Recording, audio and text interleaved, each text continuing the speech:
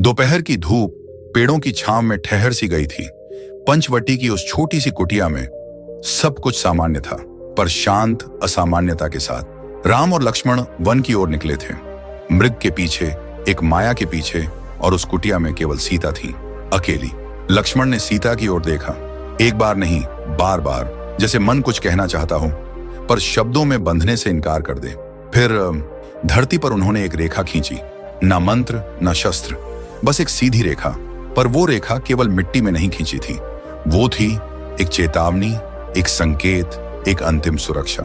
लक्ष्मण ने कहा, मां, ये सिर्फ एक लकीर नहीं है, ये धर्म और अधर्म के बीच का अंतर है। इस रेखा के भीतर मर्यादा है, सुरक्षा है, और इसके बाहर भ्रम है, विनाश है। उनके स्वर में कोई डर नहीं था, पर गहराई में एक बेचैनी थी, जैसे वो जानते हों कि कुछ बहुत बड़ा होने वाला है। सीता ने मुस्कुराकर सिर हिलाया, पर वो मुस्कान नियति की आंखों में झांक नहीं सकी, और लक्ष्मण मुड़े, अपनी आंखों में चिंता और दिल में विश्वास लिए कि रेखा उनकी अनुपस्थिति में रक्षा करेगी। पर वो भूल गए थे, जो परीक्षा नियति लेती है वो कभी बाहर से नहीं आती, वो भीतर से शुरू होती है। सीता अकेली थी। कुटिया के बाहर एक साधु का स्वर गूंजा, धीमा, विनम्र, पर उसमें कोई अजीब गूंज थी।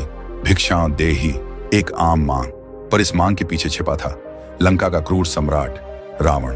वह वेश बदल कर आया था, न त्रिशूल था न रथ, बस एक जटा झूठधारी ब्राह्मण जो संयम का दिखावा कर रहा था। सीता बाहर आई, हाथ में अन्न का पात्र। साधु बोले, भिक्षा दो पुत्री, लेकिन इस रेखा के पार आकर। मैं सन्यासी हूं, नियम से बंधा हूं, मैं किसी के घर की सीमा में प्रवेश नहीं करता। सीता रुकती है। लक्ष्मण की बात याद आती है, इस रेखा को कभी पार मत करना। पर फिर मन में संदेह उपजता है, क्या मैं अतिथि का अपमान करूं? और यही हुआ वो निर्णय जो युगों तक याद रखा जाएगा। सीता ने वो रेखा पार की, और जैसे ही उनका पैर उस सीमा से बाहर निकला, वो साधु अब राक्षस बन चुका था। उसके 10 मुख हंसे, ना कोई दया ना कोई धर्म, बस छल, विकृति और विजय का उल्लास।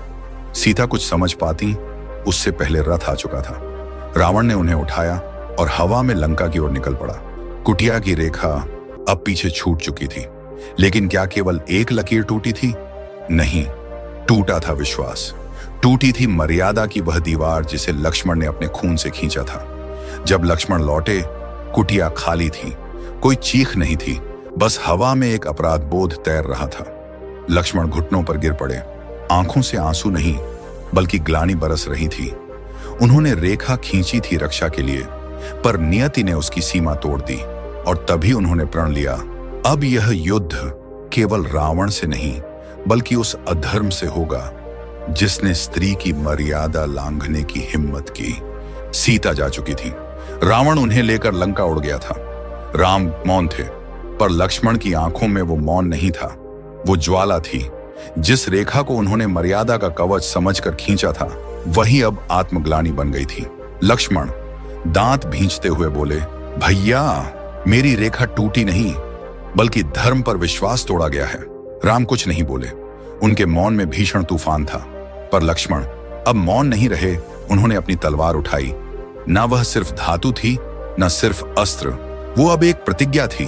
अब जब तक उस रावण के 10 सिर एक एक कर नहीं गिरते, मेरे कंधे विश्राम नहीं करेंगे। हनुमान पास आए, उनके स्वर में चिंता थी।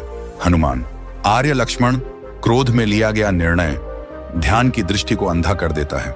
लक्ष्मण ने देखा, फिर मुस्कुराए। ये क्रोध नहीं है पवन पुत्र, ये वचन है उस रेखा का जिसे पार कर अधर्म ने मेरे आत्मसम्मान को ललकारा है। अब राम की सेना जुटी, वानरों से लेकर राजाओं तक। हर कोई रावण के अंत की कथा लिखने चला, लेकिन सबसे आगे था एक योद्धा जो सिर्फ एक रेखा की रक्षा न कर पाने की अंतहीन तपस्या करने चला था।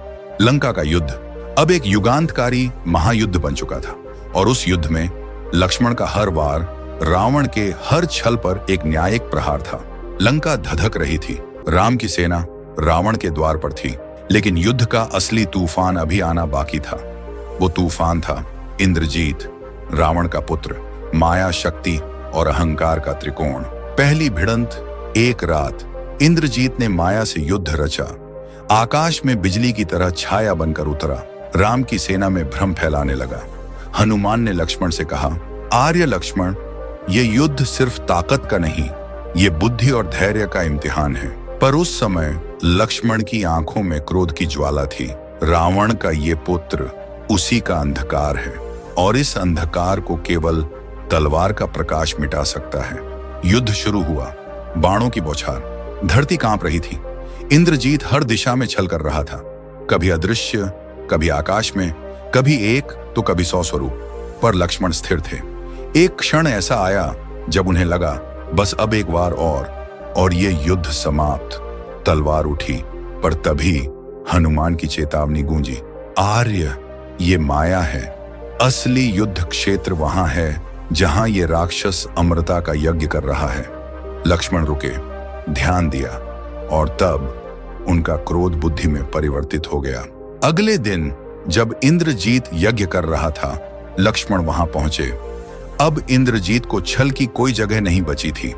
धर्म के नाम पर जो तलवार उठती है वो कभी चूकती नहीं। एक के बाद एक उसके हर अस्त्र को ध्वस्त किया गया और अंत में लक्ष्मण की बाणों से इंद्रजीत मृत्यु को प्राप्त हुआ। क्रोध अगर नियंत्रण में रहे तो वो ताकत है, पर अगर वो अनियंत्रित हो तो सिर्फ आत्मविनाश लाता है। लक्ष्मण ने वही किया जो सच्चा योद्धा करता है, क्रोध को अपने अस्त्र की धार बनाना, न कि उसकी आग में जल जाना। राम राज्य का दरबार सजा था, लेकिन वो रत्नों और मुकुटों से नहीं, एक निर्णय से भारी था। सीता माता को अयोध्या में पुनः प्रवेश नहीं मिलेगा, लव कुश को भी दरबार में स्थान नहीं दिया जाएगा। सभा में सन्नाटा था, लेकिन उस सन्नाटे में अन्याय की गूंज थी।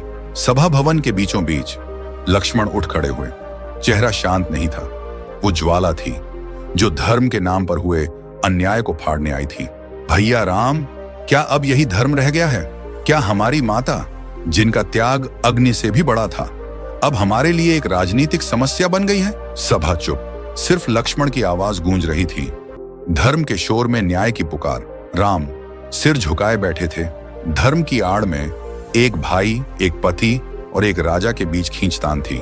राम बोले, धर्म का निर्णय हमेशा न्यायपूर्ण नहीं होता लक्ष्मण, पर मैं राजा हूं और राजा को जनता की छाया से डरना पड़ता है। लक्ष्मण का चेहरा बदल गया। अब वो सिर्फ एक योद्धा नहीं थे, वो अब उस धर्म से टकरा रहे थे जिसने एक मां का अस्तित्व मिटा दिया। लक्ष्मण स्वर भारी करते हुए बोले, यदि यही धर्म है तो मैं उस धर्म से विराम लेता हूं। मेरे लिए अब न सिंहासन शेष है, न सम्मान, बस एक स्त्री की स्मृति बचे जिसने हर परीक्षा दी पर फिर भी न्याय से वंचित रही। सभा स्तब्ध थी, कोई कुछ नहीं बोल सका। लक्ष्मण ने अपना धनुष नीचे रखा, राजसी अंग वस्त्र उतारे और सभा से बाहर चले गए। लक्ष्मण झुके जब बात रिश्तों की आई, लेकिन जब धर्म अन्याय की ढाल बना तो उन्होंने पूरे राज दरबार को भी नकार दिया। त्याग करना महानता है, लेकिन चुप रहना नहीं। सच के लिए लड़ना ही असली सेवा है।